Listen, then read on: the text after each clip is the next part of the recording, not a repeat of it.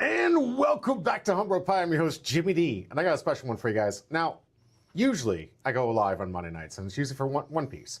You guys know my computer's been down, still down, unfortunately, after yesterday's activities.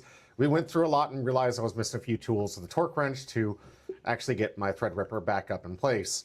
So I had to order some more tools and had to get some more pieces, and unfortunately, the computer is still not up and operational yet. We hadn't been able to test the new piping or any of the new stuff yet, so we're going to be down for at least another week, if not longer, sadly, because I've got so much going on. There's a lot happening this weekend at Lifelink Games, and unfortunately, there's a lot happening in my life when I plan stuff weeks in advance. Months in advance, really. PAX East is this weekend. We're going to be up in Baltimore, and we're going to already had a group. We planned this thing months ago to go here. And in that process in time, Bondi decided to say, hey, there's a new pre-release with a new One Piece game. Couldn't have pre-planned for that, but okay, that's fine. And then they also said, hey, in Gundam, we got some new star decks and new stuff that we're going to try out for a new fun event. It's like, great. So two of the Bondi games that I really want to take part in and participate in, not to mention get my first rare battle, or what's going to be happening this weekend for the rare battle for one of the IPs that we choose, as I find out what Chris has access to for Union Arena.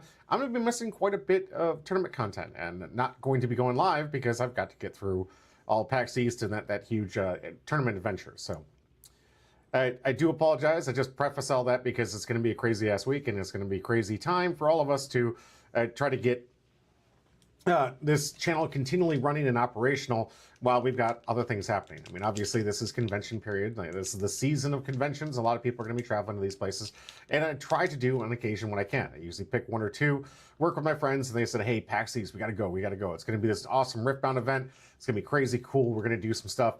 And it turned out it wasn't going to be that great of a crazy Riftbound event, but it was still going to be PAX East, which is a huge convention with a lot of great actors and voice actors, and Critical Role is going to be there. There's going to be a lot of different high-level players that are going to be in the space that I try to operate within. So some great people that I can meet up with and run into, maybe collaborate with. Who knows? We'll see. I have a small channel. I don't know if they're going to be offering anything, but it's just nice to look around, see what they're doing, and learn from them and see if we can keep growing along with those individuals at the high levels. Successful channels that have to do with gaming.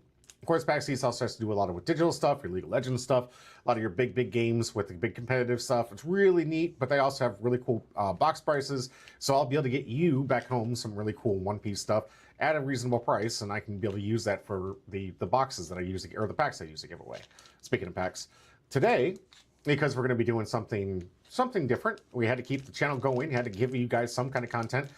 Recorded on Saturday, these Treasure Cup. There are a lot of great matches between some people. I hope you guys tuned in that VOD. It's pretty good. It's going to be on the One Piece channel on Humble Pie OP for YouTube, but there's also other places you can check it out on Twitch if you want to watch the VOD there. I don't get really anything from Twitch. They kind of see me as dead with VODs. I get way more viewers on my VODs than I do in a regular show, but that's okay, because it makes sense. You guys want to watch it at your leisure, and I appreciate it. I appreciate you guys dialing in. Remember, when you do, you get a chance to get one of these two packs. So if you guys are out on YouTube, or if you're out on Twitch, you guys want to comment something, you need to get yourself in a line for one of these two packs from Neur. It's a new game, just came out, and awkwardly timed. It's one of those indie developer games. Did I hear you say Baltimore? Yeah, we're going to be up in, I believe it's Baltimore. Which, yeah, you can double check me, verify. I know it's far up north. It's about 8 hours north drive. We got a hotel and stuff. I did part of the planning. I just mostly sent money and said, all right, help me out. We'll get there. But yeah, we'll be leaving on this Wednesday, heading up north throughout the weekend, anyways, to do the PAX East thing. I might come home early. PAX East is in Boston. Excuse me, Boston. Thank you. Thanks for the correction. Yeah, don't want me to put misinformation out there. Boston, Baltimore, they start with a B. They're all up north. I don't really care. I'm sure that the people of Boston, Baltimore will definitely tell me I'm wrong, and based on their sports team or whatever. But it's a B. You get what I'm talking about. I'm going north. I'm going north on the East Coast. But thank you for the correction. But today we're going to be covering Neur Escape. It's a new game that came out, and like I was saying, it's a little bit awkward that this game came out the way it did. Cyberpunk 2077 is also coming out with a card game, And we at Lifelink Games have been hosted as one of the premier game stores to host that Cyberpunk game from Cyberpunk 2077. There's also a really cool new game that came out from indie developers, and we've done quite a few indie developer games here, called Neur. And it's this little draft punk fun game. There's a 15-minute video that'll teach you the basics of how to play. It seems pretty straightforward. A lot of magic terms that you'll probably hear me. That's why I'm on the Magic channel, and because honestly, I don't really have a place to put these brand new games that we're trying to introduce yet, and see if there's any kind of like audience or a need or desire for it. If you guys like this kind of content or want to hear more about Neur, you're gonna have to get on my Patreon, hit me up, and DM me, basically get in my Discord, send me a message, say, hey, can we see more of this? I want to see more of this game. Look like a lot of fun. And if you get enough, consumer demand, then of course I'll be happy to. I love playing TCGs. I play so many as it is. What's another TCG, right? Little Poundcake says, those are two very different drives. Yeah, well, I mean, they're both up north.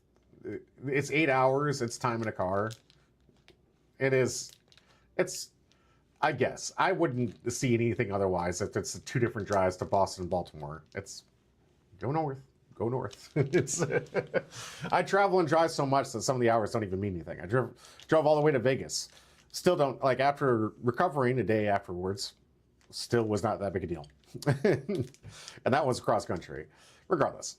But getting back to the topic at hand, we are here today to basically, with me and Mike, we're going to go through the deck openings. We're going to talk about some of the rules. We're going to showcase maybe some layers that we're going to work with here in the future with how this game works, and you guys can follow along and ask any questions you guys have for the way this game works. We've got two new starter decks that have their own two decks already in them. We'll decide which one we're going to do when we get to the table. Maybe you guys can help. We got a booster box, so maybe we can open those up and show you what some of the cards look like. No value on the TCG market just yet. It is a indie developer, so you got to give it some time, and it has to see if it finds some audience in which to grasp and get a hold of. There's a lot of TCGs in the market. Some people really enjoy Cyberpunk. I'm a big fan. I actually upgraded my computer specifically, not just for the channel, but mostly with Cyberpunk 2077 in mind. I bought, at the time, one of the best graphic processors that you could possibly get on the market, and was using my deployed money to be able to afford it. So I was basically sacrificing my freedom to be overseas so I could actually afford a computer that could run the graphics demand that 2077 required. So I was like, all right, I am going to build myself a supercomputer. It didn't last very long, but I built myself a supercomputer that was supposed to help me and run these the 2077 as intended, and I'd be able to play through one of my favorite games. Little did I realize that being an adult and having all these responsibilities and running a channel, I don't have much time to play video games. So until I can get into a single type job, I'm just not going to be in a place where I can actually spend time playing video games and TCGs. I had to pick a path, and my path was card games. It's personally one of my favorites. I like being to be social. I like people coming together and having a good time. It's something that's kind of a dying breed if you really think about it out there. A lot of people are just needing someplace, some outlet to come out and just be social and interact with people. And a lot of these places are kind of like a dying breed if you guys look out there. There's still some survivors, there's still stuff out there, but it's really not as plentiful as we used to be spoiled in the 80s, 90s, and 2000s, early 2000s. You used to have plenty of places. You go to the shopping mall, go to the movie theaters that was packed, and you'd have certain things where you could do dive bars and even little arcades and bowling alleys and all kinds of things to be social and get to know people. Nowadays, we've gotten more digital. It's been harder and harder to find a place that's actually willing to host people to come physically into the store and host them to have a good time and socialize and talk about their favorite hobbies or their favorite interests and get that human interaction that is actually required to your own mental sanity, by the way. It is a human need. So as much as you like to put it away, you introverts, and try to say that you can't, don't need anybody else, you actually do. And sadly about it, that's one of the things they've done, especially since, what is it? It's inhumane to isolate people. I think, what is it, 24 hours? You can't put someone in isolation more than 24 hours because it's inhumane, because we realize that the social aspect, yeah. Only 24? Yeah. In prison, only 24 hours is allowed for isolation. I feel like I could go 24 hours isolated, no problem. Yeah, well, tell that to the prisoners and all the rest of the people. I'll have to become a criminal. A lot of ways you could do it, actually. All right, I'm going to get to the table. You're not going to see anything about my hands going forward here, but I'm going to get to the table. We're going to start doing some stuff. Don't forget to comment like we've already been seeing for your chance to win one of these 2 free packs. I don't know the value of these cards going to be. It's just kind of neat to have them. It could explode. You never know. All the card games are really just looking for a various amount of things that we're hoping to see maybe from this game. And right now, we definitely have got some local interest in wanting to play the game, and it does look fun to play, but it's going to need to tackle a couple more tiers if it wants to become a solidified game in this TCG market that we have going on right now. But I digress. Let's get the table. Mike, are you ready? Yep, I'm ready. Yes, could be shiny indeed. Could be very, very shiny. Could be something that everybody wants to play with, right? Yep. Like, shiny is great. Why do you have the extra packs here? I was going to open them. I don't know. But then you brought the booster box in. I brought a and box. I was like, okay, well, I guess a box is fine.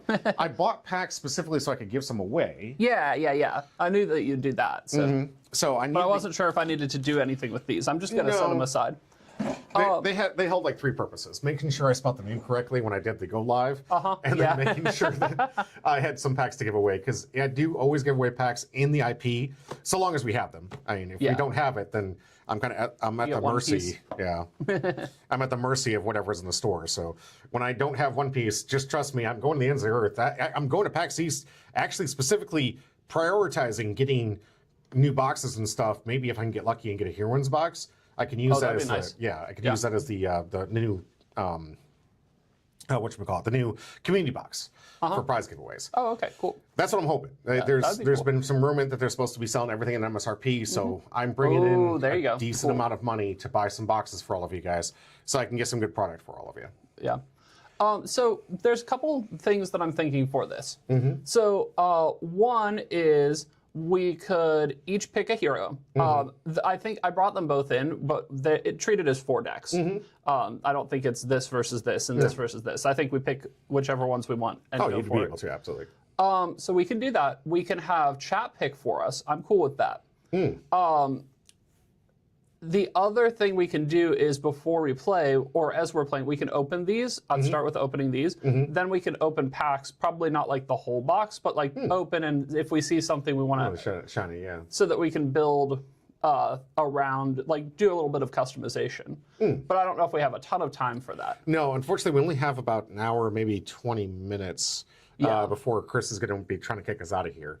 We do have enough time to go over the decks and open up a couple packs afterwards, but I don't think, because we're so new to this game, we're new to this game, we're going to be needing to spend more time focusing on the aspects of the game. Gameplay. Okay. Yeah, and letting people understand at home how you play this game. And I want to draw out too much time. I want them to be able to have something I can kind of like cut up at home once I have access to my computer and make kind of like a small YouTube video that kind of explains what this is. But if you're at home, Mystic, Thrasher, Cyber, what is this? Cybernetic or Hacker. If you guys are at home, you want to text something, we'll definitely we'll answer one of those and play with that deck. It's across the board here, as you can see. I'm going to open up this one right here. You're going to open up this one. Okay. We're going to get the 4 decks out while they have their choice. Right here, your options while we open up these decks and get these things ready. We'll showcase what each one of the boxes come with. And I have no clue what they come with. Right. This is brand new to me. Grip and rip them, baby. Yeah, we're going to be opening them all, baby. So, let's see. Oh, there's a little pull tab here on the side. Pull tab on the side? Oh, okay. Yeah. I don't think I have one. First time. Oh, yeah. Oh, no, there it is. Okay, cool. Yeah. I was like, yes, Kickstarter games, never consistent, but I got it figured out. I do really enjoy these Kickstarter games. I just wish they would live in a bubble and they wouldn't have to compete so often with the giant market. And it's just one of the things I was telling you that I've been doing card games for a very long time. And playing, or we got our mats so we can play on, so it'll make sense. Been playing these card games in just about so many, like all the way from the big popular ones to even some games that most of you guys wouldn't even know. I already forgot the names of some of the games I played that kind of just died. These are heavy dice. Oh, are they? Yeah. Ooh, that is heavy. No wonder this thing had some weight to it. Yeah. Interesting. Yeah, this is a good chunky die. Yeah. Like, I don't know if you guys can hear it. That was a crit one. They're like maybe half a pound, 2? half a pound or something. Yeah, there's 2. Holy crap. Yeah, these are loaded. These are life counters. These are what they're going to try to be using for life counters and to see who goes I'm not sure because they aren't spin downs. These are randomized dice. Well, I think they were just also trying to give you a D20. Okay. They're not trying to make life easy. That's what I put this here for. Yeah. Because we're going to talk about like the different types of damage you can take. What we remembered was mental and physical, but they actually have key names for this stuff. But as I was saying, when it comes to card games, having the primary number one thing you need to have is a fun game. That is absolutely essential number one. If you're going to survive, the game has to be fun. If you make kind of like a doo-doo game or something that's just not that engaging, you will not find your player base. No one will want to play this game. So it is absolutely paramount as a game designer to make sure it's fun. Then you need to look into something like a collector's market. Collectors are extremely important for TCGs. Collectors enable people to want to rip and ship packs. They help you get a bunch of singles that people are looking for. They incentivize stores from buying some and opening some of the packs so people can get those singles to accommodate those collectors. And you want to incentivize the store to want to open these things, so they have to have some kind of value. And without collectors, you're lenient heavily on only one aspect of the game, which is the competitive side. Now, once you get to the competitive side of the game, you need to facilitate a very good competitive scene that creates a desire for people to want to come and play this regularly.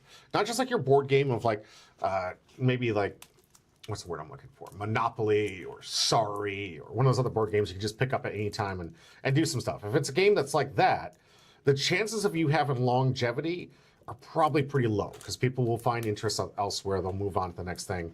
And they'll be like, oh, this is a casual thing I can pick up at any time. Nothing wrong with that. I mean, board games have survived like that for a while. But if you're going to do that, you're going to want to make sure that you're not introducing packs, because this is where profit can be made. Packs are irrelevant in a game that you're going to be playing just every once in a while. You're not going to drive a lot of people to want to buy these things if it's just a one-off game that you pick up every once in a while. So a competitive market is what creates higher demand for cards than your collectors most often. So people will price those things out. They also help dictate price based on what people are going to be wanting, desiring for their deck, and the things that they're going to want to build. So that desire and that lack of that will create a market in itself. The market then creates a sense of security. When there's a market for a card, this is like your fourth pillar here. When there's a market for your card game, people are going to be more incentivized to want to invest in your card game, whether it be the crypto bros who do it inappropriately or whether it be the actual players. A market is kind of critical because it helps bring a sense of security in your investment. Some of these card games, what do you spend? $100 on both these starter decks? $100 is pricey. Not something that you can just easily throw away. I don't care what people are saying about inflation. $100 is still $100, and that is a lot of money. And I will blink an eye at $100. Someone says, "Oh, this is $100." Be like, "Okay, well, I better be able to get something out of that $100 because that's a lot of hours of work for $100." Most people, that's probably about 6-7 hours of work, and those hours are directly accounting for. I spent 6-7 hours at work to play one card game. That's a lot to ask of me, if people think that way. And actually, I think psychologically, we do think kind of like subconsciously like that with how much time it would take. Yeah. It's not necessarily like the most prevalent thing. Obviously, it's not like the absolute determining factor, but it certainly is a factor with some people on how much time they're willing to dedicate to things. I've seen games live and die based on how much they're willing to invest in the game. If a game comes up too much like a job, they're not going to do it. This does not look like a leader. These look like characters. Oh yeah, those are your characters. So we don't have leaders. No. Oh yeah, there's not a dedicated leader. That's right. It is just the characters you have. Yeah. I did watch a couple of videos over and over again to try and remember the rules here, but I'm still going to be trying to remind myself. I'm going to go through this deck list here. This is the Lilith Luna. What do they call these ones? The Mystic Digital Divination deck. It's going to be awkward for me because I'm upside down here, but I want to make sure you guys can see it. Not bad job in the foiling. Good quality. Hey, Magic the Gathering, you could learn something. It's very minimalistic, but what I like about the foiling is they do the, what are these called again? The equipment sockets. They are actually a little bit texturized. Oh, are they really? Oh, they are. Just a little bit. Just a little bit. Kind of like a cyber piece of equipment. I like that. Yeah, yeah. So it actually feels like you're holding. Before. It feels like you're holding a computer chip, which is really cool. Yeah. And essential. We're going to talk about it soon. What these mean and why these are relevant here. But right now, I'm just going to go over some of the cards. I like the art style, by the way, here. I think it's really beautiful. Definitely hitting that cyberpunk theme here. Check out this card. It's just cool. Like, it's not, like I don't think it's rare or anything, but. No, but the art here is actually pretty good. It's I love it when they obviously likely got with some good artists here that did some concept art for them, and I love to keep that alive, keep the artists employed. And I like that it isn't afraid to be dark. Like, look at this card. Oh, this is brutal what's happening in the picture, but I like when card games can not be afraid to like have that serious theme to them. Yeah, I think that you need to have some sense of reality in fantasy, right? Something that allows you to kind of escape, because it's what we do. At the end of the day, that's what we're trying to do anyways, right? We're trying to escape reality. We're just trying to have some kind of way to process all the stresses and pains and trials and tribulations of our daily lives and put it into a nice, relaxing experience with friends. I don't know. I was having a good time working on the pipeline today. Oh, yeah? One of the projects I was on today, I'll talk to you about offline. But, okay. Man, I was not having fun. Yeah. So I think, one thing that I'm noticing right off the bat is I like the price of the booster box. This is, I got this for $115 basically. Sure.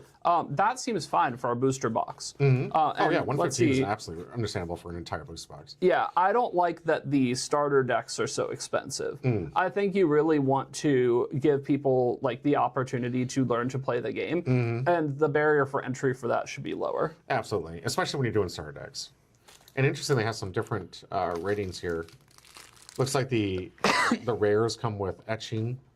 Oh, can I see? Yeah, the rares come with that. etching on the sides. Oh, okay, cool. Whereas the QR, the quality rare, what are they doing for QR? It's interesting. Down here, I don't know if you guys look, can see. the rarity symbol is texturized. Yeah, I don't know. Let me get that in focus. I need you. Yeah, that's gonna be hard. Yeah, this is gonna be really Running into difficult yours here. first. Here we go. Got it finally in focus here.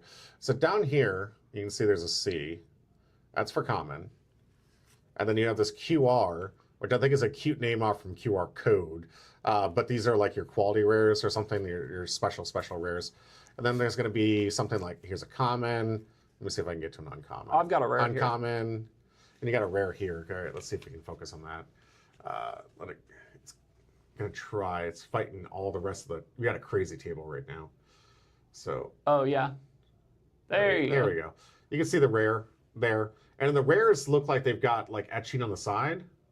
That's really not neat. on the side. It's that is actually circuits. part of the rules of the game. Oh so, yeah, it's part of the circuits, yeah. Yeah, like if we pull out the heroes, the main heroes from one of the other decks, they have the little chip slots in different areas. So it's not just the side. No, this it's one on the has top 3, bottom 3, 3, sometimes. 3. Yeah. And we'll go over kind of how those things work here in a minute. Have you figured out what deck you want to play? Oh, okay. So let's give chat one more opportunity. Okay. We'll let them figure that out while we kind of go over the rules. So, as all good games have been created in the 2020s, the resource deck is outside. There's a lot of resources here. Outside of the actual deck. Yeah, that is correct. So, but it is very good and very nice, and this is something that I want to see a trend going forward in all card games. So, honestly, it's how I judge new card games nowadays. If the resources are inside the deck, I'm already like questioning whether we should be doing this. When you're playing resources inside the deck, I've played Magic like over 30 years now, and it has been the biggest crux of game design, where it's like, I didn't see enough lands, or I saw too many lands, or I saw games are like basically decided on whether you can see it right. No matter how much you want to mathematically say I got the perfect number, it's never perfect. It's never going to be exactly what you want it to be. You can open up the pack. I don't know. Read the bottoms here to see, like, but let people know, like, what the process was. all commons so far. Okay. Is This that a token? Character. All right. Character. Gear. Program. Okay. So this is a Swift program. Put target character into its owner's hand, and then reversed on top of the owner's deck. Oh no, it's not reversed like that. I don't know what the reversed keyword is. So that'll be interesting. Another Swift program. Common. Okay, so here's an uncommon. Code breaker. And we've got like some sort of fancy foil in the back that I'm looking forward to getting to. Well, keep telling them. Okay, so here's rare. This is a program, also Swift. Reveal the top 4 cards of your cyber deck. Target opponent puts them face down into 2 piles. Put 1 pile into your hand, then bin the other. Okay, so like a randomized one. Optics gear, so you can attack people who are stealthed. And we got Spotlight. This is just an uncommon. Wonder why it's foil like that. I don't know how the rarities work. What's this? That's just uncommon foil? Yeah. Oh, nice. So they did something where they made some of the uncommons foil. Yeah, the last 2 are uncommon, and then this was my rare slot. The foil was the rare slot, or was this the rare slot? No. Rare slot. So it went rare slot. The tower is the rare. Okay. And then after that was 2 uncommons, one of which was foil. Okay. So it could be a 3-hit box is what it looks like, or a 3-hit pack is what it looks like. I think so. Yeah, because the foil is basically, unless you're getting a QR, the foil is randomized. Probably. Which will help with weight. I'll say that. I mean, that's some good news. Oh, in the back it tells the how ratios? Yeah, so it's and QR is quantum rare. Okay. And there are serialized cards. Okay, wow. All right. Okay, so it's 9 to 10 commons, 3 to 6 uncommons, and then 1 to 3 rare or higher. So the back is randomized. That's what it is. So it's this is commons are set, uncommons are set. You get to the last 3, 1 rare is guaranteed. These 2 are just random. Okay. And that's probably also where the hits are, it looks like, based on this. Well, it's nice that they put them in the back, too. I really enjoy that, because sometimes having to, like, remember in Pokemon where how many cards to put back and forward, Yeah. it's really tedious, especially since it keeps changing. It's kind of annoying, but not bad. Let's see. So we're going to start off with a couple of my free pack that came with the starter deck here. Static, Memory Leak. Here's that card you were talking about. Spectre 9mm. Shredder. Oh. Okay. Ninja Turtle's going to get a lawsuit. I'm just kidding. I doubt it. It's a guitar shredder. Nanobot Harvester. Okay. Big Cat. The World. That's like one of the field spells we'll have out there. The Magician. The Empress. There's a lot of these tarot references. scripts. Yeah. I noticed that this deck had a lot of them too. Oh, okay. Yeah, so you probably Oil play Spill them would with be her. my rare. I can tell just by the glare at the rank down here, and it is just a rare. So got my rare Oil Spill. Tax Evasion. An uncommon. Uncommon? I mean, it's pretty common to me. I don't know about you guys, but I like to tax evade. I'm just kidding. And my foil, no, that wasn't foil at all. Nope. Just another uncommon. Nexus. So it could be anything. Yeah, anything. yeah. I think last 2 are pretty much anything. Wow. Interesting. Well, yeah, well, that unfortunately does mean that they can weigh it then. Because this isn't foil.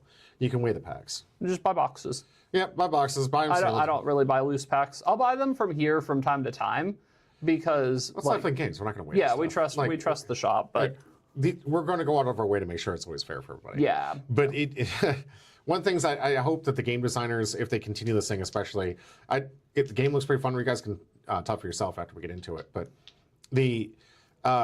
one of the things you want to make sure that you do with your product is make sure that the hits are not mappable. Something that can garner some trust for people to want to buy some loose packs and whatnot. Yeah. So if you don't make a foil per pack, it's kind of difficult to say that you could probably definitely do some weight changing, especially since people like to bring their scales and the micrograms and stuff like that. Holy crap. Is it a nice poster. check that out. That's cool. Neat. So poster on top of your playmat. Yeah. Okay. I wonder what my poster does. The playmats feel good. Like they're not the felt ones, but they're pretty stronger good, thick material paper. than like the generic paper ones that you get from like Pokemon. That's a cool mat. I would definitely play with this mat. That's neat. Oh yeah, that's a cool mat. Like the backgrounds, it's something else. I don't know what the tarot lady's doing, but a little frightening. But this isn't bad. Yeah.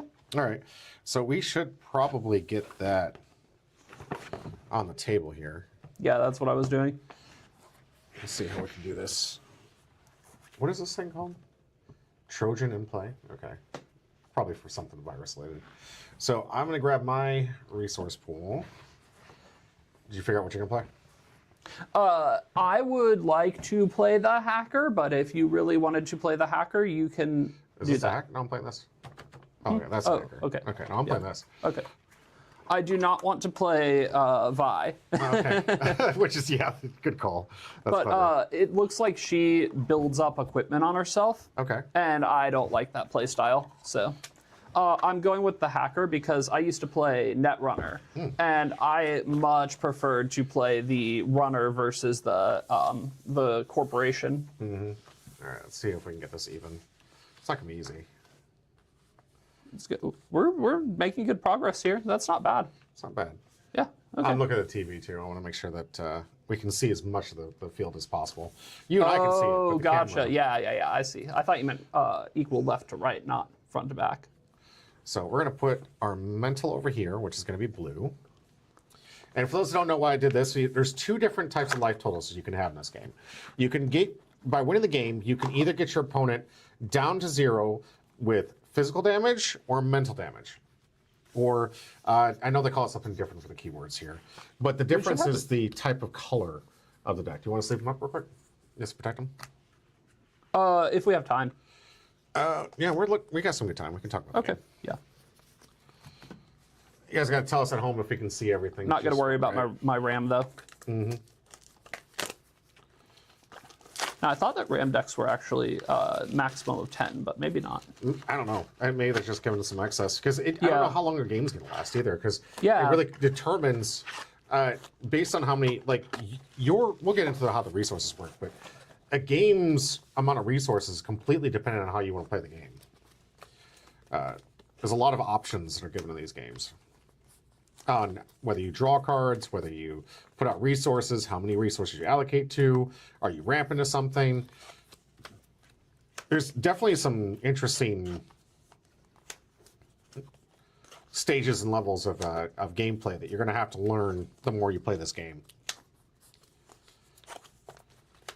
Well, let's leave up here. So, in review, if Neur is actually watching this and they say, hey, I got this one dude that was doing a little video about our game.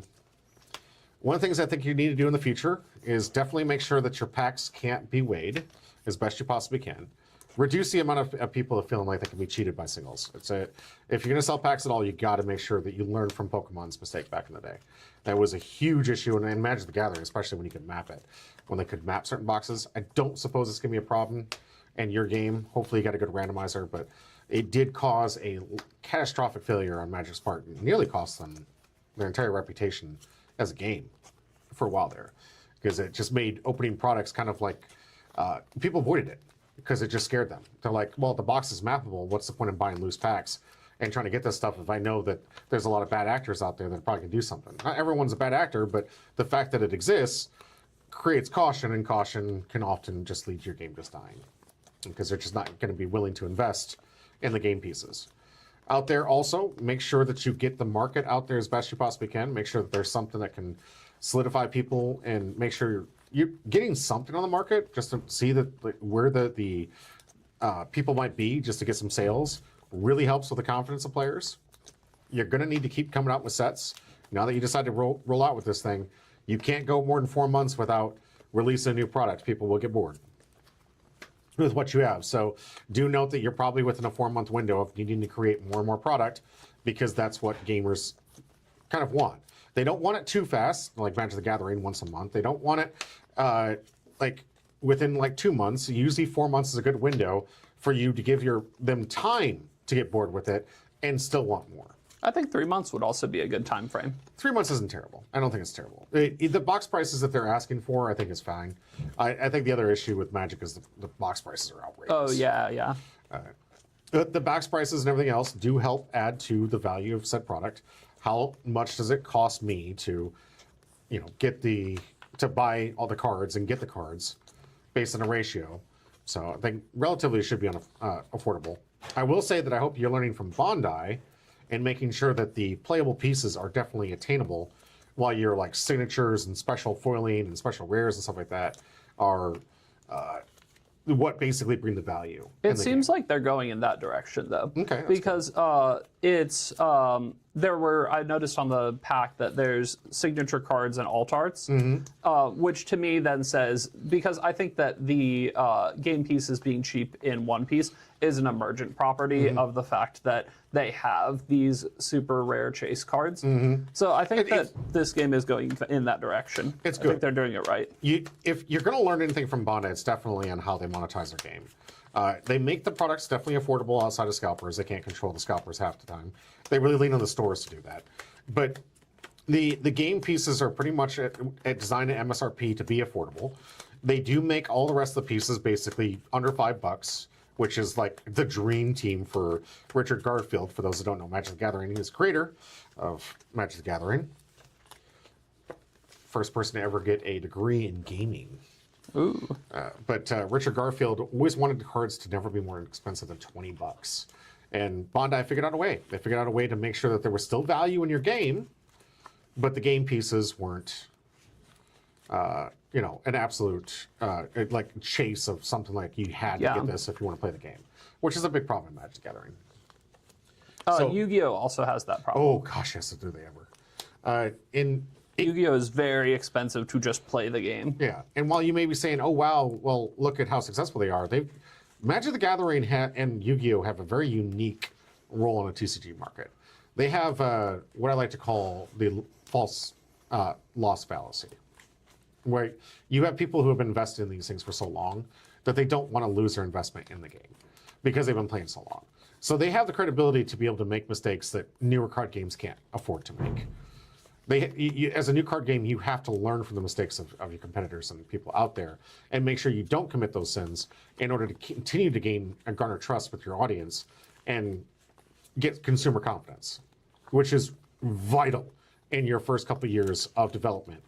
Consumer confidence is going to be key. People will not spend money, their hard-earned money, on something if they don't feel confident in the product that they're buying. Especially if they feel like that you're not looking out for their better interest. I gotta say, on card quality right now, they're doing good. I do need to do some more research on to figure out like the value of the cards, and I hope that there is a market eventually for these things so people can. Yeah, I think it's only on eBay though. It's not on TCG Player yet. That's usually where it so starts. I think usually where it starts. Just look for like Neuroscape serialized card on eBay, and we'll see Okay. what the market looks like. Yeah, we could definitely do that after this. The boxes on eBay are more expensive than what we're getting from the shop by a lot. Wow. Okay, Yeah. well that's something to say. There's It's like definitely a double. demand for it, but that could just be the crypto bros out there. Unfortunately, they've been getting into every TCG recently just to see if they can make money doing it. It's getting a little irritating. Yeah, I think that's what I don't like about the crypto bro approach. Like the people who backed the Kickstarter, I am fine with them selling some absolutely. boxes. Yeah. They've been in it for a while now. They've been invested. They put in to help them build. They get the money they need to start making the cards. They Yeah. clearly got them with a good card design team, which is really good. Yeah. So, yeah, power to the players. Absolutely. I sometimes, especially in today's day and age, it's really hard to figure out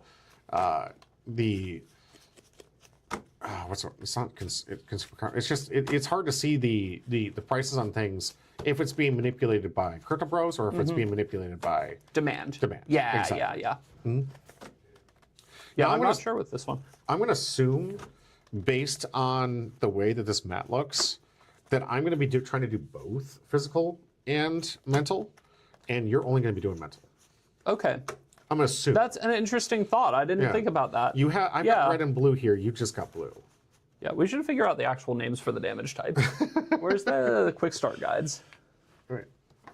This should have come with quick start guides. Yeah, they got some cards in here that you can read. Okay. That will help us through the phases here. Let's see. It just says blue and red. Yes.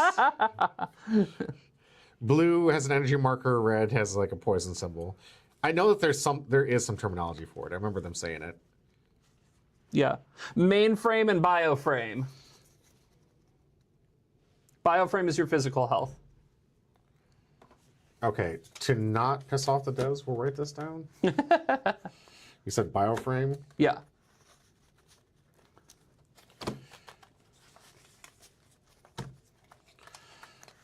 Help people at home too, so they can make sense out of it. And bioframe and mainframe. Ignore my chicken scratch. You guys get what I'm doing. All right, so object of the game, obviously, shuffle up. Yep. You're going to get a 5-card hand. You got to roll a d20 to determine who goes first. Okay. That's why they wanted us to have this d20, and that's why it's not spinning. Nice d20s, too. Yeah. Yours is 16, mine are 14. I'll go first. You got it? So we're both going to draw 5 cards. Start things off. I like the mulligan system. Oh, I do, too. That's really nice. Always shuffle people's decks. Yeah, when they're learning a new game and don't even know how to cheat. It's very you gotta important. Stay in the practice. You gotta stay in the practice. Very important. All right, so you draw 5 cards. I don't even know what's going to be a keepable hand, to be honest with you. I'm just going to go for like a curve. Yeah, that's probably for the best. I'm going to look for characters because characters are important. And I'm probably going to try to remove redundancy. So looking at my starting hand, I'm probably just going to put one away. So the rules of the mulligan, you have a 5-card hand. You can put any number of cards you want away at the bottom of your deck and draw that many cards. Simple as that. No extra shuffling necessary. You just bottom deck whatever you don't want to have in your hand, up to 5 cards, and then draw that many cards. Oh, this character looks fun. I'm gonna send that one back. I'm gonna keep the rest.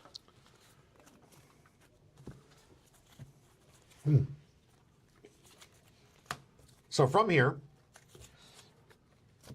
you only have the option to get 1 draw or 1 energy.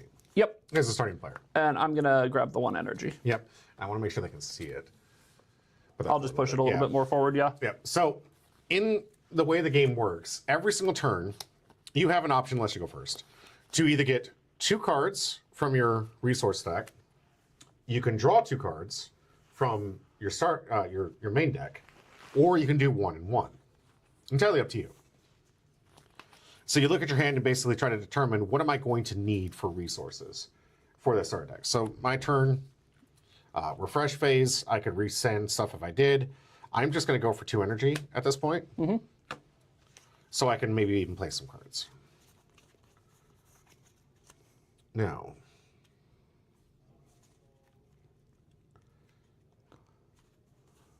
do you have a character? I picked the right character. I'm so excited. This character is evil. I don't know if I've done that. Definitely going to play out my main character here first. Okay. Cost 2, tapping 2 to play this character. This is a character, so you have to... Do I have to allocate right now, guaranteed? Yep. Okay. Yeah. And then I have to tap 1 to get the ability then afterwards. Yeah, that sounds right. Okay, so she's like a setup dude. Yeah. Okay, Pay cool, 2 cool. and I can just pay 1 every turn. I'm liking this already. Can scry. That's something that I feel like, so I used to play Pokemon TCG. And back in the day, I don't know what things are like now, but you had what people called the starter, and this is not like your Bulbasaur, not starter like Bulbasaur, Charmander, Squirtle. It was your starter, like the card that you try to start with as your first attacker. And what it would do is you would do stuff to set up. So you'd like have ones that had Call for Family was a common attack at the time. It'd grab you a basic, put it on your bench. Nice. Then you had one that would like draw you cards for anything within a tribal synergy. So people would pick like their quote starter and use that to set up. So this is like a starter in that sense. I think that's really cool. Yeah. I like that gameplay style. I've tried to It's really good for me. Yeah. I've tried to replicate that like style of card in card games that I've worked on at home. So it's cool to see them doing that. But carry on. All right. Well, I can't take any action because this does require that I pay 1 of my mainframes, or my RAMs, if you will, to actually activate this ability. So I can't do anything else. I am going to be, because characters do require a RAM lock, basically. This is you making sure that you can maintain this character, which is kind of like your resource management, right? Yep. Why am I going to take turns to get more RAM if I need to make sure that I can get to the higher cost stuff, right?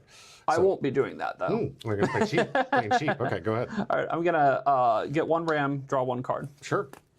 So you're a 2. Okay, that's fine. I'm going to look at your hand and discard a card from it. No, you're not. Don't touch my hand. I'm just kidding. So good luck figuring out what's good. I know, right? Oh, that's cool. if a source would deal prevent that damage. Okay. When you play a tarot, create a token. Oh, look at that. That's cool. I think you wanted to discard because I know that your deck definitely does physical damage. I think you need to discard this thing. My deck doesn't do physical damage. I feel like it does. Like I it feel really like, doesn't. You sure? I swear it doesn't. Just kidding. I'm gonna get rid of, but let's look at Zen Garden. Prevent all damage. Wait. Okay, let's get rid of that. Oh, what? No! I'm gonna be doing some damage at some point. Okay, all right. There goes my Zen Garden. And I was gonna get all Zenful. I guess Just that took goes it to away the from me. recycle bin. All right, you're good. All right, go to the restand. I can't restand the stuff that's attached to here. I am gonna go for 2 more resources. Gotta start building up the pool. I'm gonna tap 1 to tap here to scry 2. All right.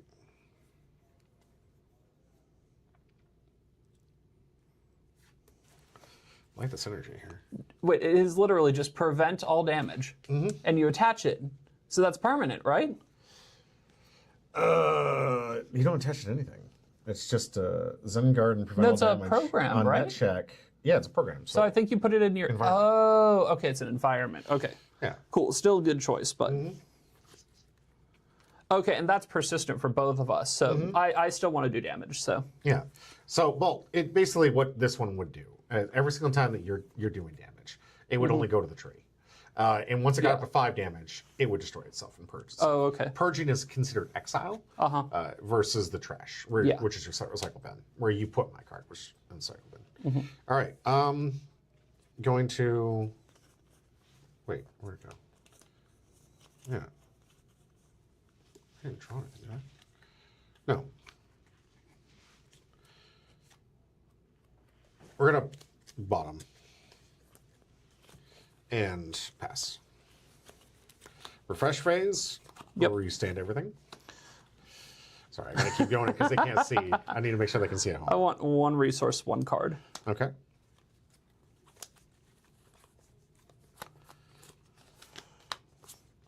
I'm gonna get an admin. Okay. And admin's a 1/1. That ramps. It's my setup card. But you gotta pay 2 and tap it to do it. Yep. This is for you. Face down? Yeah, face down. What do I do with a face down card? I do it. Oh, okay. Yeah. How nice of you. Pass. See, I told you this is great. I love this character. I am the most mean thing. Let's see. I think I'm gonna go for the 1/1 myself here. Go for the draw. So you got a 1/1. Let's see.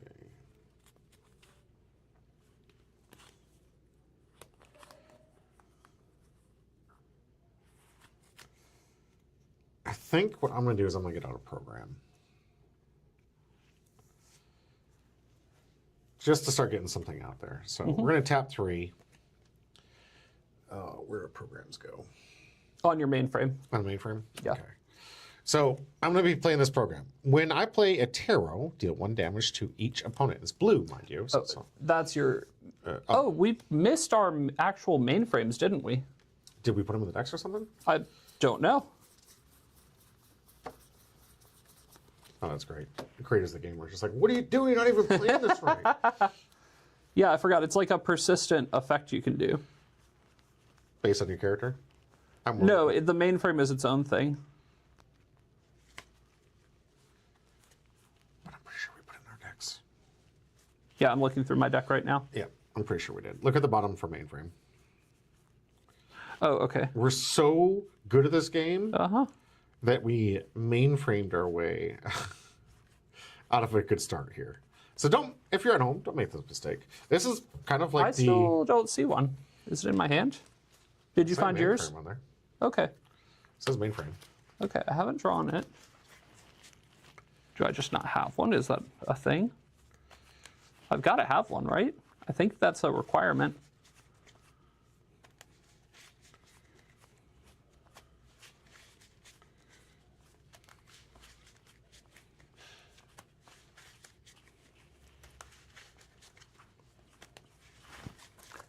Where is it?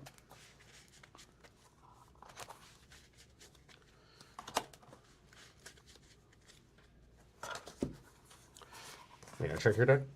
Oh, yeah, go for it.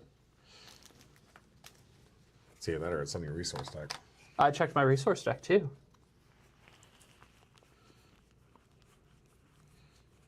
Gotta do this with kids at home. He always like, oh, I already checked. And you look and you're like, no, I was there the whole time. Yeah, but I'm not a kid at home. I'm an adult outside. Here it is. You found it? Yeah. All right. I'm an adult outside. So when you pay 2, you can level it up, right? And then Okay, that ability cool. starts becoming active. Gotcha. So I want to ramp up to that. Yes. All right, cool. Got your deck. Okay. Did you cut mine? No, I don't care. Okay. Shift it. All right, I got an O2 and I've got a new mainframe piece here that's going to allow me to do 1 damage. Oh, no, this isn't you pay. This is you need to have that many of the synergy. Oh, So you need 4 mystic creatures out, characters out, and then you get the effect. Characters only? Oh, I don't know. I don't think so. I think it is also programs, but I don't know that for sure. Where's the quick start guide? Yeah, right. We should have had one in the box. Well, they didn't actually cover that in the video, too. It's interesting because we didn't talk about the mainframes.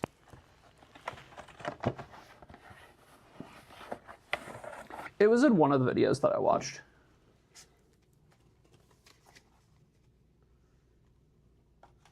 Mainframe tiers. Each tier activates when you reach its fraction and card requirements.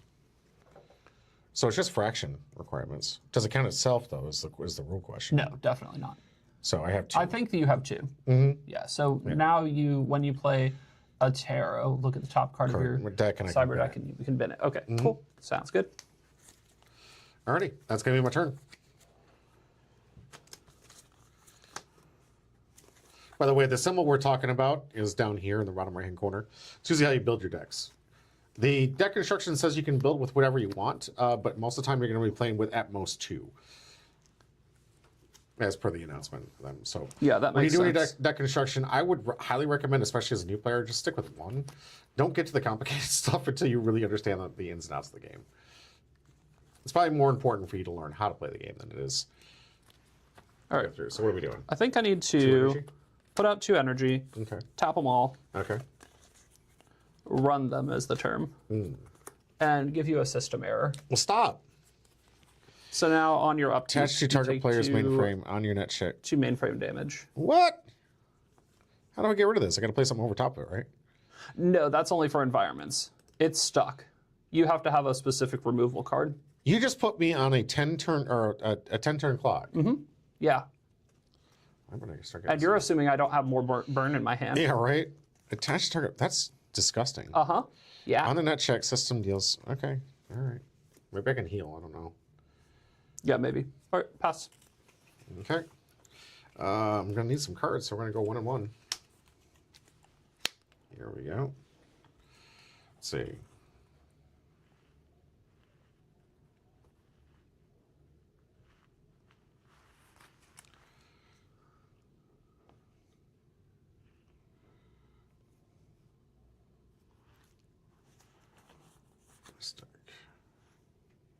They look like some cards. Man, I'm gonna have to really dedicate some stuff. All right, we're gonna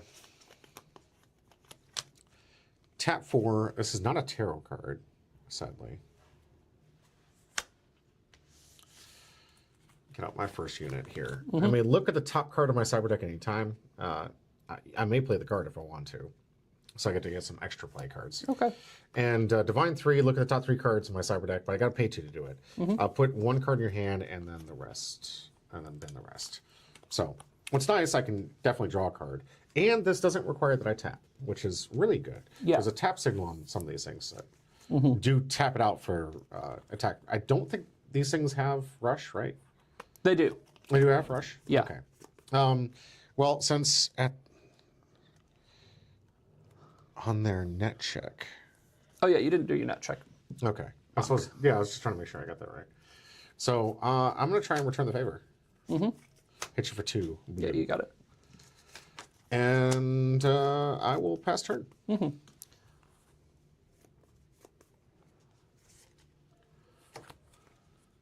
Okay.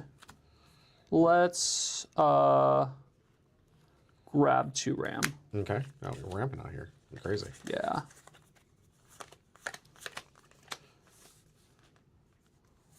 So how many you got now? 6 ram? I'm gonna upgrade. Okay. Did it say rested? Yes. Okay. Running. is Running, rested. yeah. So many different. And pass. Okay. All right. That's all. All right. All right. We're going to get 2. Because I can play 2 to draw a card. Essentially, I get to look at the top 3. Oh, and then put 1 into your hand. Nice. Yep. Yeah, that's cool. Okay. Now I see what these are. So this looks good. You forgot your net check again. Oh, thank you. It's tall.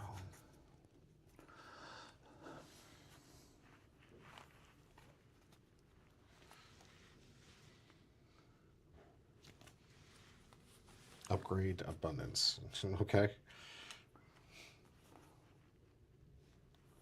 But what do I do? Put 1 in your hand and then bin the rest? Oh, shoot. That sucks. Off they go. Yep. I'm going to take this one. And I'll hit you for 2. Yes. So I am hitting for blue, by the way. So if anybody's out there wondering what these 2 are here, anything that has red damage would be coming over here. Anything that's blue damage is coming over here. I'm convinced my deck does both, but it looks like right now all I'm seeing is blue. Yeah. All right, go ahead. And step. I'm gonna shoot you for 4. Ooh, okay. 1, 2, 3, 4. I imagine it's blue. Yeah, Okay. yeah. And then start of turn. So net check. I'm gonna draw 2. Okay.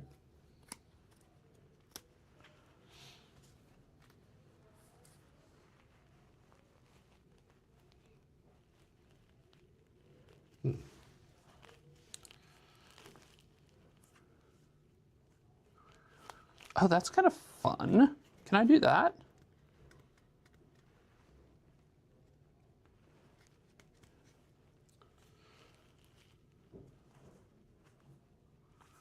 Yeah, let's do that. Run 3 ram, commit it for Nova. I'll spend. Oh, that's rare here. Okay. Ludicity. Yep, draw a card. And you're tapping 2? Yeah, tapping you're gonna 2. pass life? No, Okay. I'm doing my admin. Okay, go Yeah. ahead. Search your cyber deck for a character or grab it, reveal it, put it in your hand, then shuffle. Purge. Oh wow. So I mean, all right. So you're gonna get 1 thing, but if you do, that's it, because you purge her afterwards. Yeah. But she's a 2/3. She's a 2/3. Yes. Oh, okay. Then I'm going to binary blast my admin, Okay. so it gets refreshed and a +1/+1 counter. Nice. I got some more dice for that. Oh, okay, cool. Yeah.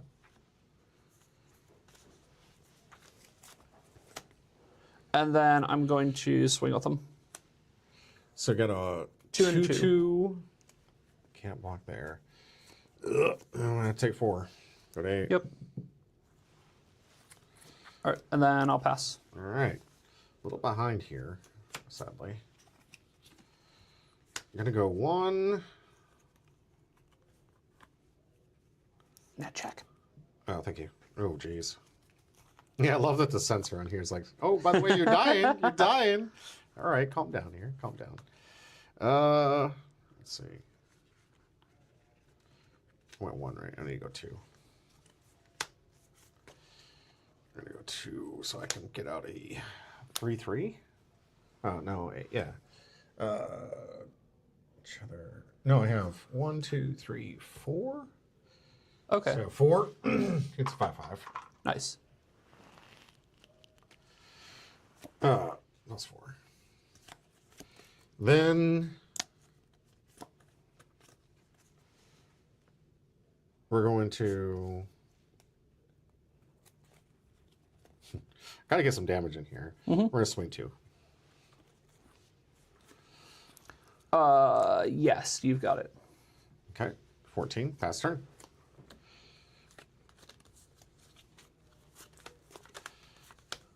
Oh, you have your effect now. Oh, Both of them. You may play tarot cards reversed. Oh, nice, nice. Oh, okay. That's what the reverse keyword is. Okay, yep. So I can burn more. Because you have 1, 2, 3. You have 2. I have 2. 2. So that's you can do the second one, Yeah. which says you can. Oh, just deal the first one. damage. Just the Okay, first just deal one. 1 damage Yeah. to your target. Any target. I'm gonna draw 2. Yep.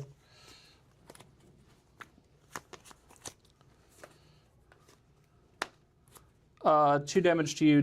1 damage to you. Okay, So go 3. to 3.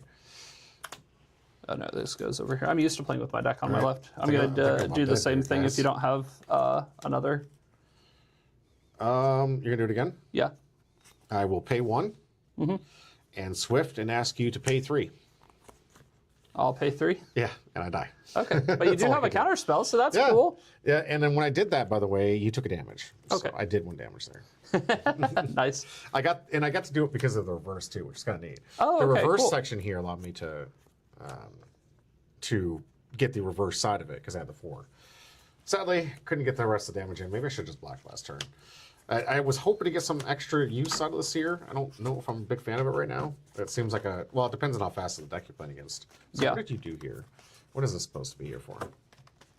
Trojan. Oh yeah. Catch face down to a player's mainframe. You may flip and play its ability cost to activate Swift after a turn it was played, and then bin it. Destroy attacking character that No, player- attacking characters. Oh, geez. It's So it's a Mirror mirror Force. force. Yeah. Okay. For 3. So I literally just had a mirror force sitting there. That's why I was saying I love this guy. I saw the thing that I attached to your mainframe that does 2 damage every turn. Well, I that's, was like, oh to me, my that seems like goodness. there should be something you can get rid of those things. Yeah, there probably is once you do constructed. There's got to be, because you literally, if you do that, then I can't play any cards and I just lose. Right. You could literally yeah. fill up my entire board, and I can't yeah. do anything about Yep. it. Seems odd. Okay. All right, we're going to roll 1 more back now that we're kind of learning this thing. But we're going to take a quick 5-minute break. Yep. And when we come back, we're going to try game 2. We should do one of us on a one of the other 2, so Okay. that we're not playing both of the uninteractive decks against each other. We should show off some of the creature combat that's going on. I don't care which of us does which, but I could I'm gonna swap. make you. I could I'm gonna swap make since you. I won. Yeah. I'm going to make you. You're going to swap. We're Hacker going to was reset too this thing. mean. And while we take this break, you're going to sleeve out. Okay. And when we come back, we'll play another game. And hopefully, I think when we come back, we definitely need to start navigating exactly how we're playing each turn. Because I feel like we're lacking in letting people understand. There's a lot of things we understand, but I don't think that they understand at home. So it's something we're going to have to fix. We'll be Okay. right back.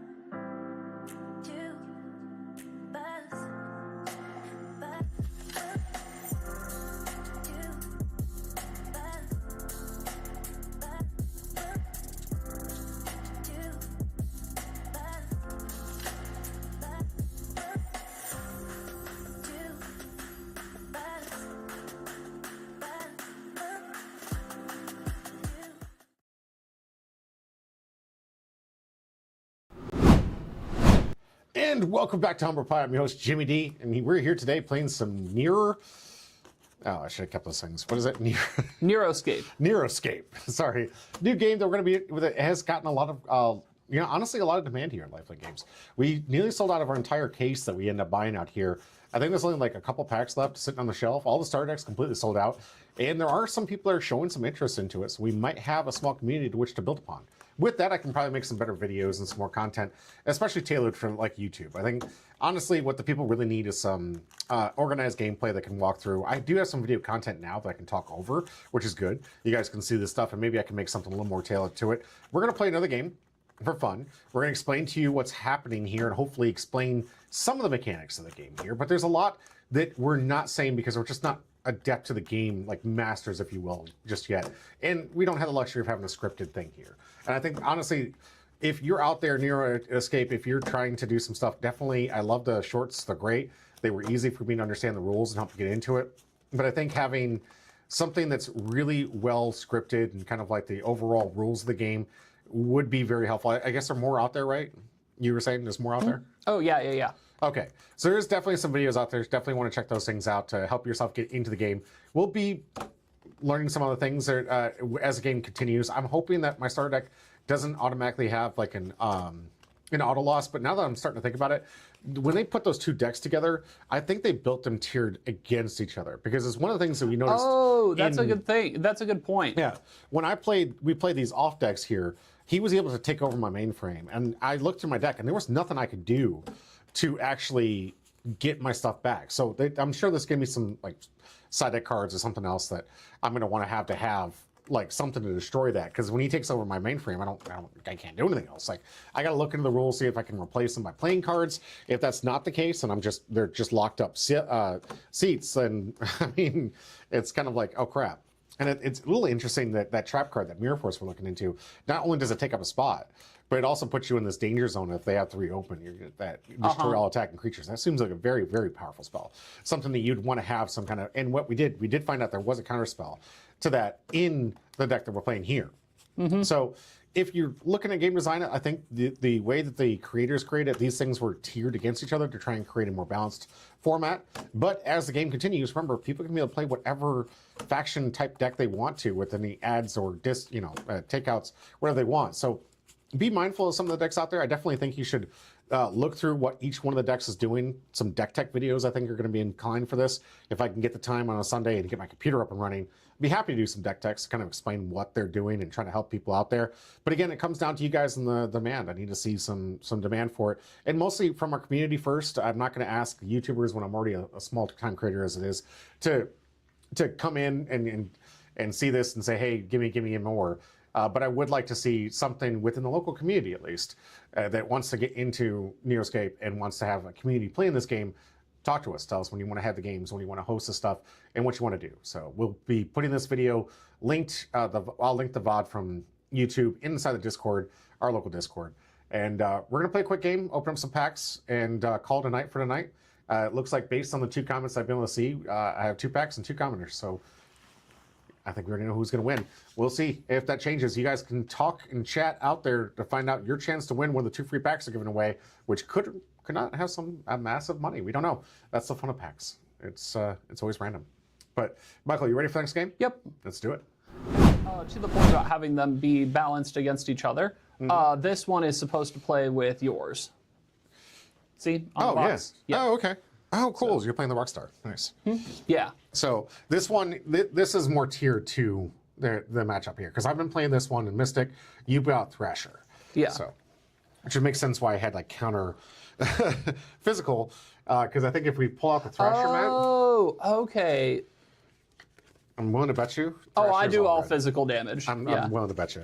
I'm not Let's changing find the out. map, but. Yep. No, you don't have to. No, it's blue. Oh, okay. Weird. It's blue. Maybe. I definitely awesome. do physical damage, though. Dude, I want to turn these into flat mat. I need to go to a printer press and get these like laminated. Looks like These Ghost are Rider. gorgeous. Yeah, this is amazing. So cool. So you want to go into seriously? Let's take this down to some. We have a laminating shop out here. Oh, really? Yeah, it's real cheap. I don't know how that works. I know nothing about this. Okay, I'll take it down to Charlottesville. I did it for. So I got the. When I was starting off, I really want to talk about like a Ghost in the Machine type stuff, and there was a game came out way back when on a cassette tape that was really like the introduction of AI. It was like the first video game that really talked about AI. This is in the 80s. We're talking old school game, and this game, I love this game. I played it as a kid. Had some good memories to it, but I was able to get on eBay and get myself one of the posters, the rules, and get this game itself. And I wanted to preserve the poster because it's a one of a kind that really is hard to get. Yeah. So I have it laminated. And I found out Charlottesville has a laminator. Nice. And I think we should probably do that to take these things to it. I know you can't fold it up anymore, but Let's be real. The fold capability on these things, like the refold and everything, the more wear and tear you put into it, that's going to create the creases and the lines. So it may feel awkward to have to laminate it, but I think that is until you can like maybe ask them if you could possibly send this into like a mat making shop or something, or give us the rights to, or like some kind of like digital copy so we can send these in to get rollable mats, which would be pretty cool. But I know that they like to hang on their IP. You got to be careful of that. So I think that was my deck. All right, this is You're good. my deck. Yep. Yeah. Oh shoot, no, I'm not. I shuffled in my mainframe. Oh, yeah, I did the same thing, but I pulled it out a few seconds ago. Good call. I will find my mainframe in just a moment.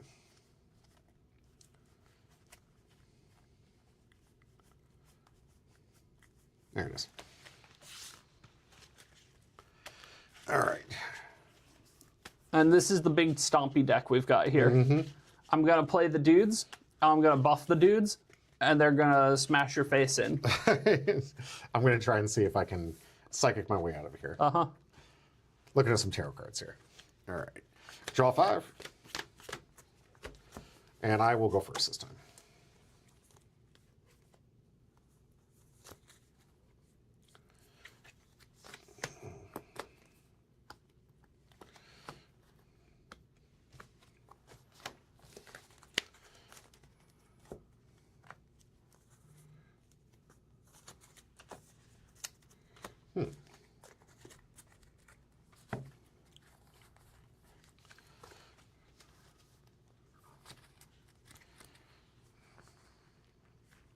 You ready? Yep. All right, so I'll start off with 1 energy. Immediately play that 1 energy. Play out my dude. And this one, Data Vamp. When a character attacks, hits a player for psychic damage, I gain that much psychic health. That would be nice to have in the last one, I'll tell you that. Yeah. When you play a tarot card, Sasha gets a +1/+1 until end of turn. Oh, until end of turn. Which is kind of nice, but still. I'm going to hit you for 1. Okay. And then... I think you heal the one. yeah, I heal the 1. I can go over it. I'm not going to do that, but... Yeah. Pretty sure I heal. So we'll pass the turn. Out the gates. Throwing hands. Getting 2, what you got? 2 energy.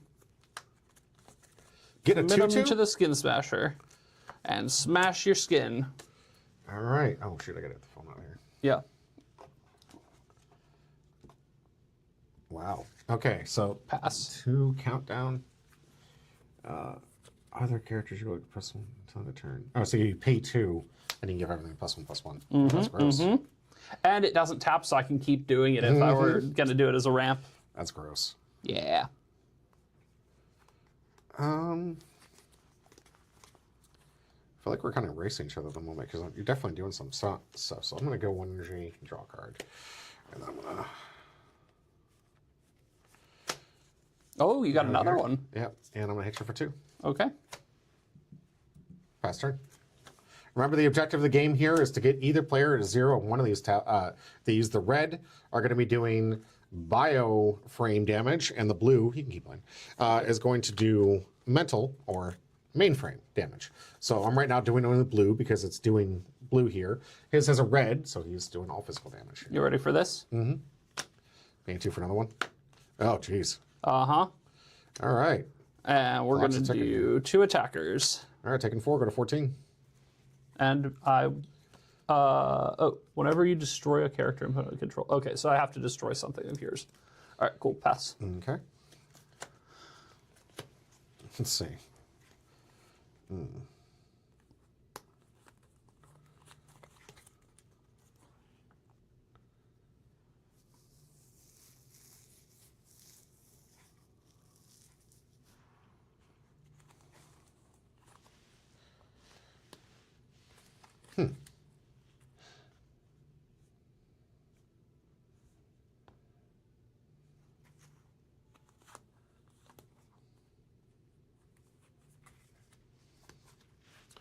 I feel like I'm losing this race. I'm trying to figure out how much energy I'm going to need for this stuff, so we're going to go 2. And with that,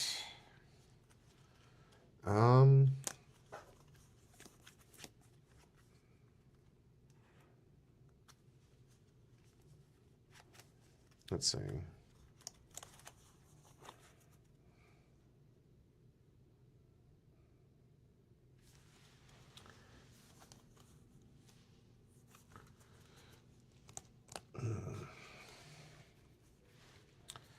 think I can handle one more. So we're going to go 2 more. Okay. Master? I'm gonna These get are fast, which is kind of neat. 2 energy. Yep. The games are pretty fast considering what can happen. Run the 2 ram to activate count in. So this will be a 3/3, and this will be a 2/2. And I'm gonna swing with them. Swinging for 5, huh? Uh-huh.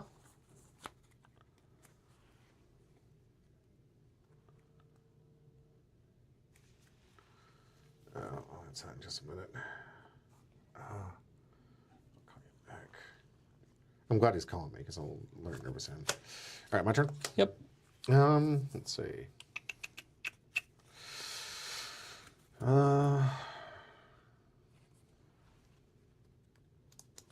You didn't take your damage.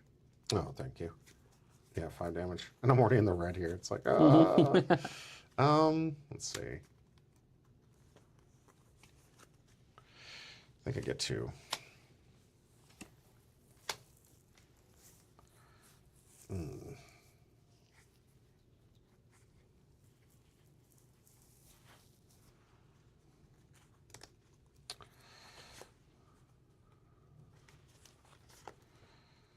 Go out with a cat, draw a card.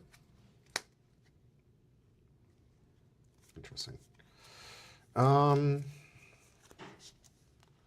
We'll do 2 Okay. and pass turn.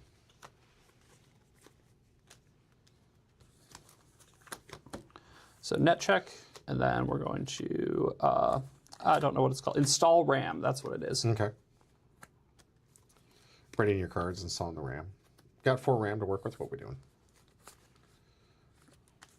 I'm going to run them and put them on Roxy Riot. So on your net check, put a rage counter on Roxy Riot. I'm going to counter that unless you pay 1. Can you counter creatures? Counter target card. Oh, okay. Yeah, that is a counter. Unless I pay 1. I don't have 1 to pay. Okay. That is very And sad. when I played a tarot card, I get to look at the top of my card and spin it if I want to. Uh-huh.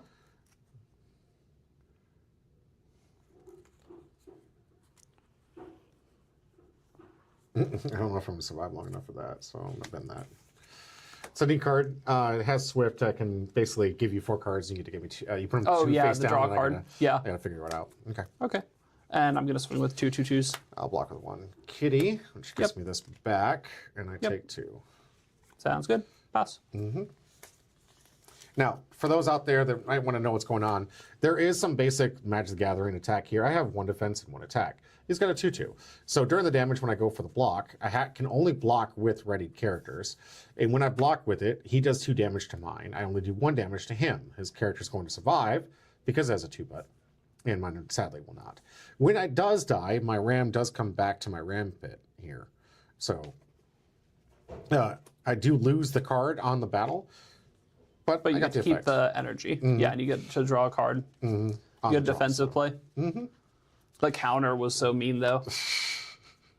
I did not expect a 1 mana counter or 1 ram counter. Well, I think it's one of those things where like you could play around it when you're playing against control because it's just like, oh, I gotta get 1 more.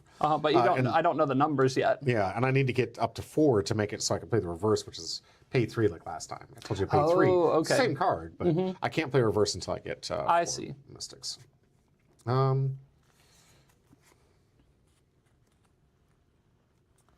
really wish I could just bend this card. I don't want it.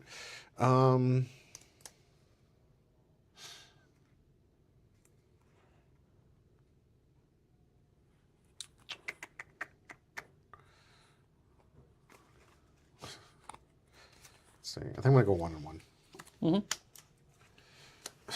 Shoot. Let's see. What can I afford to do here?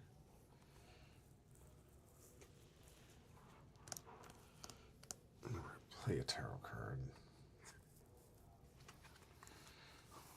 +1/+1. Okay, so he done a 9. You hit me back for potentially 6. Oh, that's not worth it.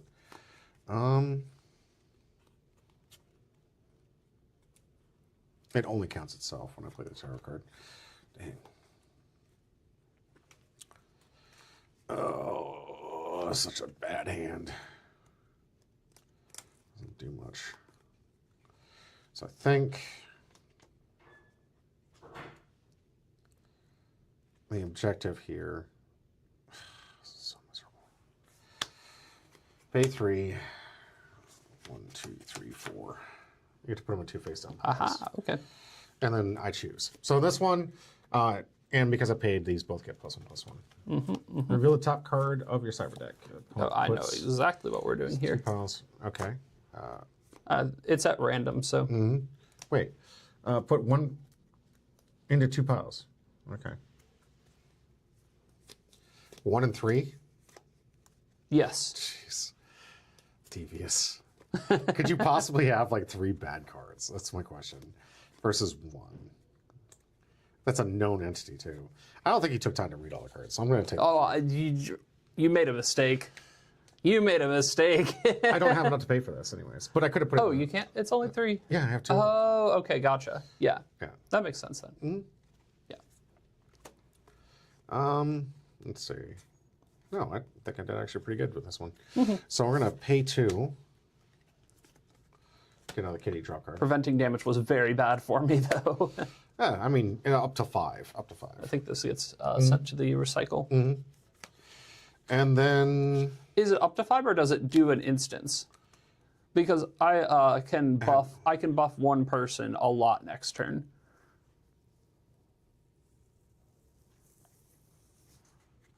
Oh no, on net check. So it's 5 turns. It's 5 turns. You can't do anything to me. Prevent all damage for 5 turns. That's all it is.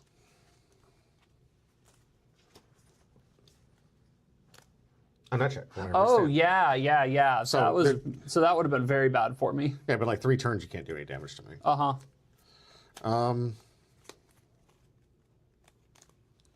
Let's see. 1, 2, 3. You can pump it 3 times. And does it just give everything or just 1? Other characters. So if I had like 3 more, then it would be hitting all of them. But right now, each one can only buff the other. Interesting. Okay, I'm just going to hit you for 2. Okay. And pass turn. Let's see what you do. I'm going to draw and install RAM.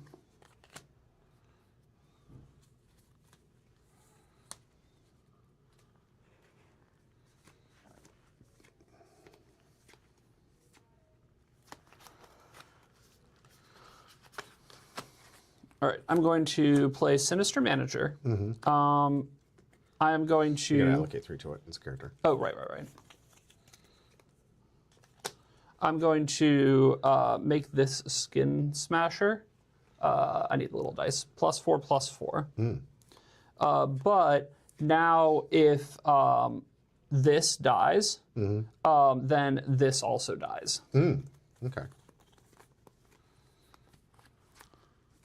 Oh, and it also has Trample. It has Trample? Yeah, Jeez. Overrun. So, on enter, Sinister, until he leaves play, target iconic character you control gets +4/+4 and Overrun. Character deals excess damage. Nice. When Sinister leaves play, destroy that character. Okay. And then I'm going to count in, so that's going to go up another. To 5 for 6? Okay. Yeah. And then I will go to combat, and I will swing with everything. Okay. Well, we will block here, and we will block here, and I'll take 6. Okay, cool. So, and then that dies, and this dies. Go to 1. Yeah, I messed up my numbers. I had a way to destroy a creature during that, but I didn't. I realized I don't have enough RAM. Okay. Did you get all that stuff back? The other one in the middle is fine. Oh, the other one survived? The 2/2 okay. is 5. And the 5/5 is dead, yeah, because it because it was attached to Sinister Manager. I'm at 1. Okay. You're up. Well, now I got a lot of energy to work with, huh? Nice. Same. So I will. Let's see, you got 6. Let's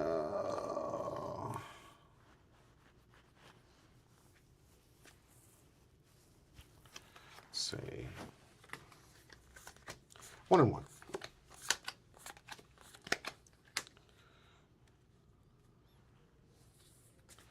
Interesting.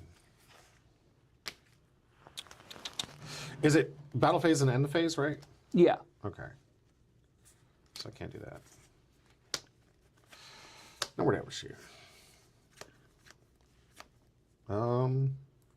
Let's see.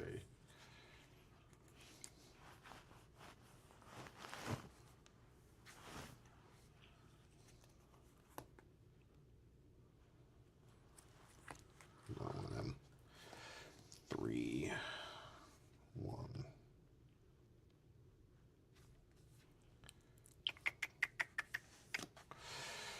Oh, do I want to keep up both? Yeah, I want to keep up both.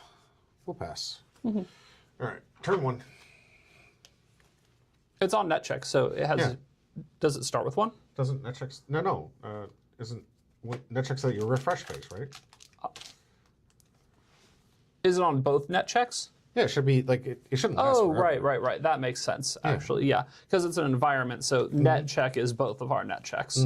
Gotcha. Yeah. Yeah, deploy. Character programs gear. Okay, so and you did the refresh phase. At the refresh phase after that is the net check. Yeah. So you can deploy before combat. You go to the net check essentially. Okay. So Yeah, I'll draw 2. Yep. I do apologize about that for everyone at home that can zoom into this little game card here. Yeah, he goes through the refresh phase. He gets to choose how he's going to draw and play energy out, and then he can deploy characters and activate abilities, and then he goes to net check, which is going to give the +1/+1 or that 1 counter, and declare attackers, opponent, blah blah blah. We've already done the attack phase. Yeah, I'm gonna pay 4 and attempt to play Vic Viper Axe God. Interesting. No, you're not. Counter target character. Yep. And then I will pay 3 and attempt to install a battle axe to the Skin Smasher. Okay. Now, this is actually something that we haven't got to talk about because we haven't been able to do this yet. But the way the links work, and isn't there additional costs for the link? No, it has to match. So I have 1, 1, 2, 2. Yeah, and the this lesser is can a only go to 1. the higher one or equal. You Yeah. can get 2. This could be 2, 2 or 1, 1. So you could have done it here or here. Yeah. But you can do it here. That's fine. I could. Oh, that was actually just visual. It should be here, Yeah. but Okay. I did that for visuals. Sure. So the 1 and 1. So the way these things work when you're doing the links, these key pieces right here, the only restriction is this will never get a 3 because it can't have anything attached to it higher. Yep. But it can do the same or lower on all the attachments. Okay. Yep. So the battle axe gives it what? +3/+0, and when it becomes blocked, I deal 1 damage to everyone blocking it before we go to actual damage phase, Nice. and then I'll pass. Okay. Although my phone's like telling me, like Zelda, you're dying. Net check. Yep. I want the Zen Garden gone. Yeah. We're gonna draw 2. Let's see.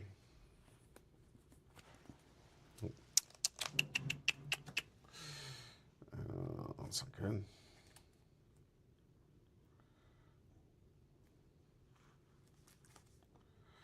I guess we'll get another dude out. And we'll get another dude out. And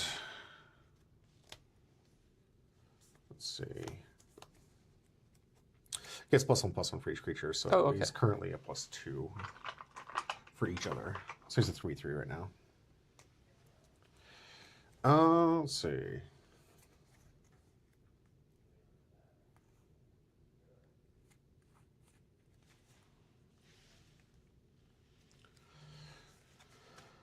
Okay. Get it.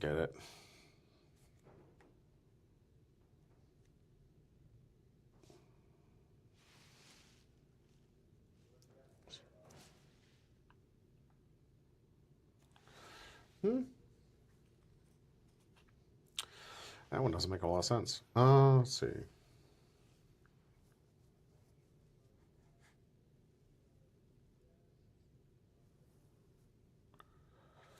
Interesting.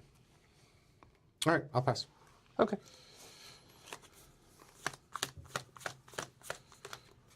Boop. Draw 2.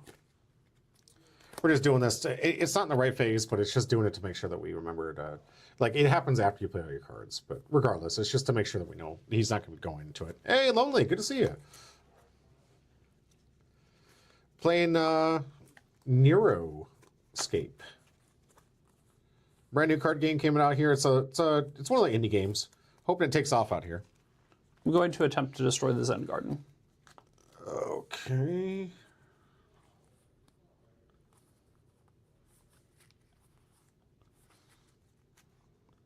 How do I change the... There is no main phase 2 I'm seeing, which is interesting. Yeah. So, let's target program. Gear. We're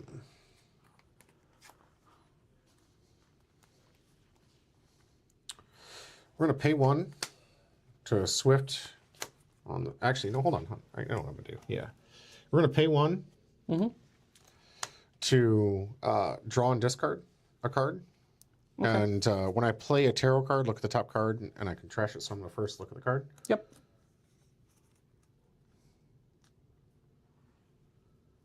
Ooh, I like that. So I'll draw that. And then...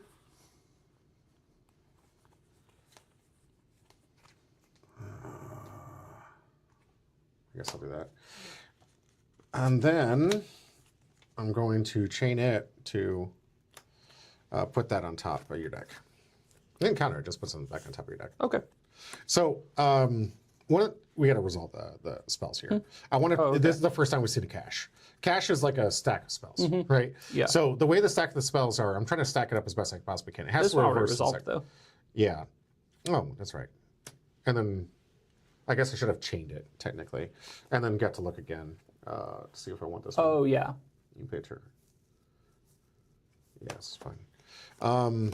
So we're resolving backwards. It should have gone, I think if I was playing this correctly, that I play this, then stack this. So I'm swifting. So I'm going to make sure that this gets countered. And then once this, so this is going to resolve in reverse order. This is going to basically technically counter, but just puts it back on top of his deck. And then this would come in to draw. And of course I have this ability because I have two different characters out. Plus I get to, every time I play a tarot card, I get to look at the top card and bid it if I want to. Okay, go ahead. If that resolves. Yep. It's just a 1/1. Sure. It can install, it can ramp, but that's way too late for that to matter. Pass. All right. Count this thing up. I don't like it. I don't like the tree. But it's going to be gone on my turn. I think I'm going to... yeah, right before it starts, yeah. Okay. Let's see. Oh yeah, right before combat. Okay. I think I need all my stuff then. I will pass through. Okay. So system check is what this is called. I'm going to draw 2. You want to destroy it now? Not yet, because I have to play cards first.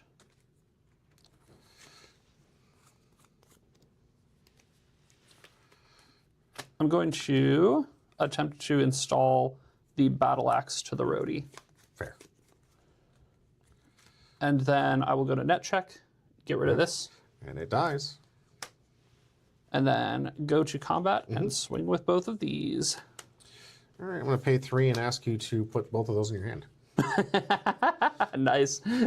Okay, they come back to my hand.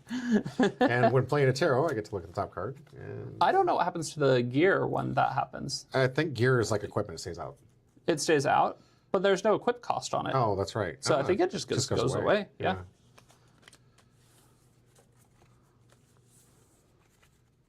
All right. Unless it stays out and there is no equip cost, and I can just equip it to things where it makes sense. I don't think I can. I'm passing after that. Can I afford her? Can I afford her? I'm trying to do the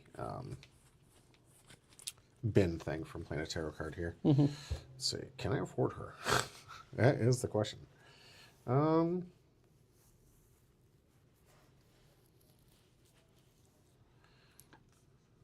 Actually, I'm down to concede from there for time's sake. Oh, okay. And then we can do the wheel for packs. Sure.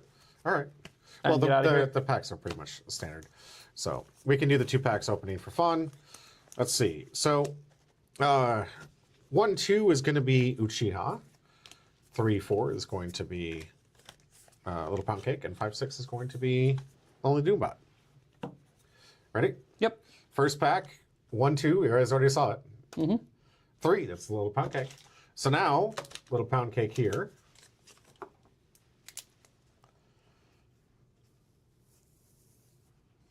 Interesting. It's going to get here, and we'll have that underneath it.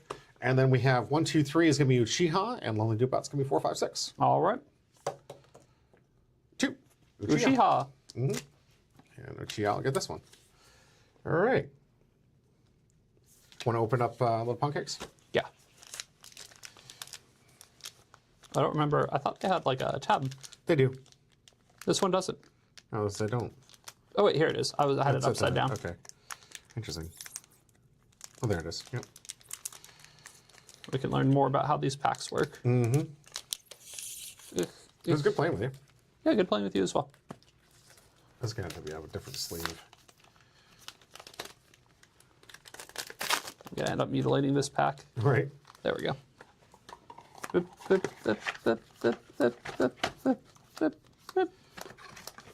Death. Ooh, that's cool. Ooh, okay. Okay, so this Fatal Error, the Mirror Force, is a rare. Okay. Then uncommon and common. Common and common? Uncommon and common. Okay. So it can be literally anything. Congratulations, Little Pound Cake. And then, let's see. Oh. I checked YouTube before we started, but I should have checked last second. I didn't have any comments on YouTube, but I didn't expect to. The site's been active for a very long time. All right, let's go common. Common. Canyon. Blade Siphon. Coyotes. Radiant. A lot of commons in here. Death. Metal. Beat Down. Trample. You don't want to open up any of the boxes? You want to just clean up? Uncommon. Oh, I assumed the store was closing. Oh, I think so. I can double check on that. Debt Collector. Enhance. I get a rare here. Rogue Valkyrie. Oh, that's cute. cool. That's cool. This one plays into, I don't know, we played that archetype yet. Plays into 2 different ones. Okay. That's neat. It has 2 different. That might be why it's okay, neat, 'cause cool. It has 2, but it does physical damage in 3 to 5. And then you can pay 1 and tap it, do 2 damage to target character. Okay, so just like, you can tap it to kill things. Nice. And then we got an The uncommon. Sun. And Another a common. tarot card. Lots of those tarot cards for the Mystic. Yeah, right. So search your cyber deck for a tarot and reveal it and put it in your hand and shuffle. That's nice. A lot of good counter deck in this one. All right, congratulations. I don't know if these are going to be Y'all worth enjoy. anything, but you'll have to tell me. We will never know. We'll never know. All right, I'm going to go check on Chris to see if we need to start wrapping up and then maybe do some recording of deck opening if you want. Okay. Yeah, I'm making sure we get Yeah, cleaned I up don't in want to case they are. disturb many. Yeah, it is getting kind of late. Yeah. Good catch. Good catch. Oh, especially 8:30. I appreciate everyone that tuned in. I'm sorry if you didn't win. It's okay. Tune in next time when we go live. I'm going to link this over the channel to let everyone in the Discord know that we're playing this Neuroscape. We're just looking for you to tell me when you want to play. Let Lifelink know. What do you want to do? When you want to play these games? We got a lot of stuff that we're going to be trying out. Of course, the new Cyberpunk 2077 is going to be coming out here soon. We are an official store for it, so we'll be trying that game out as well. Anytime we can get a chance, at least try it. And, we got to give everything a fair shot. We'll be here to try it out. We're probably going to lose a lot of money in the process, but it doesn't matter. It's all about the fun of the game. And at the end of the day, you can always keep the cards. So we can't lose our product. Thanks for being here, and I always appreciate you guys' time and attention to this. Stay tuned. Tomorrow we'll be going live with some One Piece content and 2 packs to give away for that. And then from then, Wednesday to Sunday, I'm going to be in PAX East, so no more content for a little bit. Appreciate all you being here, and until next time, stay humbro.